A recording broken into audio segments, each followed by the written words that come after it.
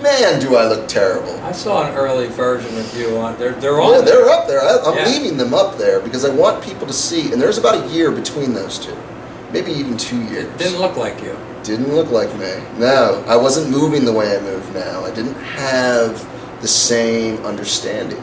So my understanding has deepened over time. I've learned to relax more. I've learned more about how the body moves. I've learned more about rooting and how to keep proper form throughout. And so now I look at my form and I'm like, wow. Relaxing is a big part of it. Yeah. To make it smooth, relaxing, and it's a hard concept to grasp. Mm-hmm. You know, I'm relaxed, man. I'm always relaxed. Mm-hmm. It's the easiest thing to relax, but not so much the easiest thing when you're doing a form. To totally relax, something you have to work at. So think of it like you're a doctor, right? Or you're a med student. You want to be a med student. You're taking the MCAT, right? Or you're about to take the MCAT. Well, are you going to be relaxed going into that? Like your whole future is riding on this, right? And it's the hardest test. It's either between the MCAT and the bar. I'm not sure which, but one of them is the hardest test you can possibly take. And your entire dream, especially being a doctor, right? That's usually a dream somebody has. There are plenty of people that, my dad was a doctor, so I'm going to go be a doctor. My mom was a doctor, so I have to be a doctor, whatever. But a lot of the people I know are like, I want to be a doctor because it's my dream to be a doctor. Well, your entire life is now riding on this single test. And that is the moment you have to be your coolest.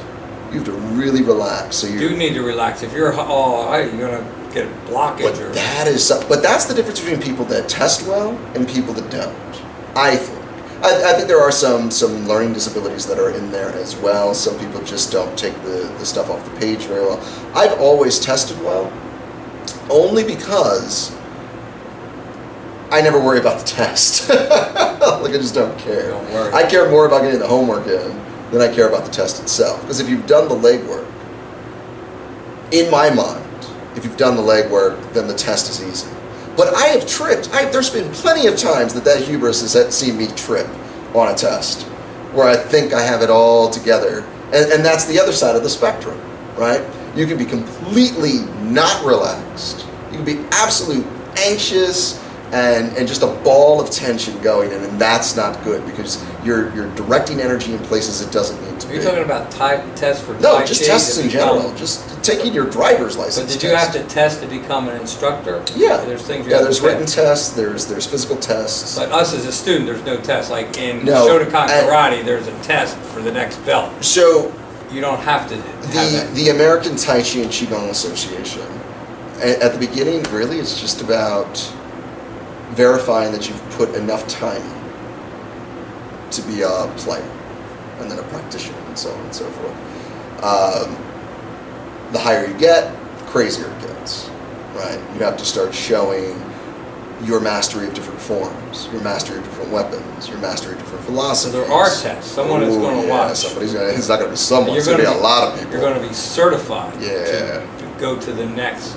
Yeah. So you have to study. You have to do. You have to do the work. And understanding they that don't hand these things out like. Understand that it's an internal art as well. So there's a ton of book study.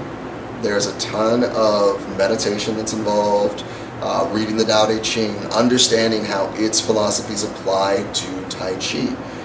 Reading the Tai Chi classics, knowing what the founders, the original founders, the Yang founders, the Sun and Wu founders, because it's all written into it. They've all talked about it. And there will be a test. And there will be more. You need to know this. But if you don't know these things, there's a difference between a beautiful dance and your Tai Chi. There are plenty of people that look beautiful doing the moves of Tai Chi, but they're dancing. There's a difference between applying the principles of Tai Chi. It's a subtle difference. Very subtle difference. Especially to the outside world. The outside world is just going to see the movement. That's what you see. You don't realize all the good. And if you, the dancer, or me, I'm the dancer. I'm a ballet dancer and I'm a professional dancer.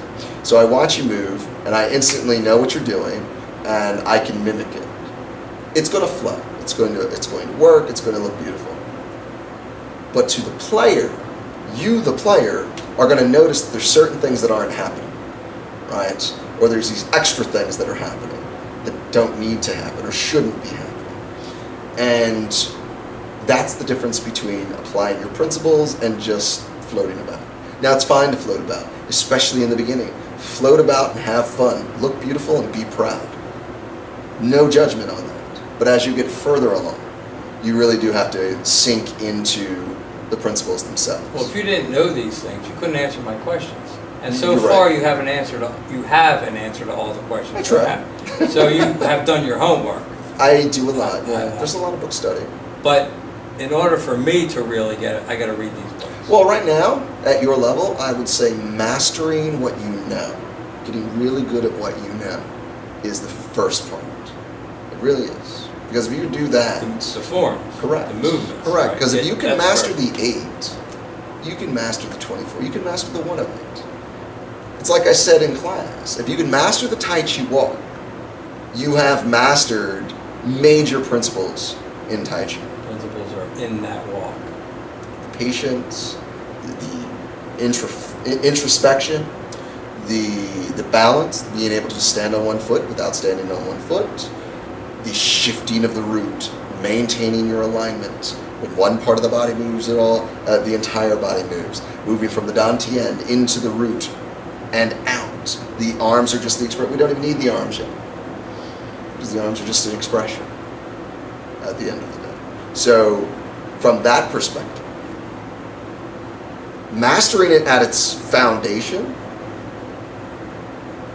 that's mastering. There are plenty of Tai Chi masters, grandmasters, that have devoted themselves to the 8, the 16, and the 24. That's it. And they study all of them incessantly.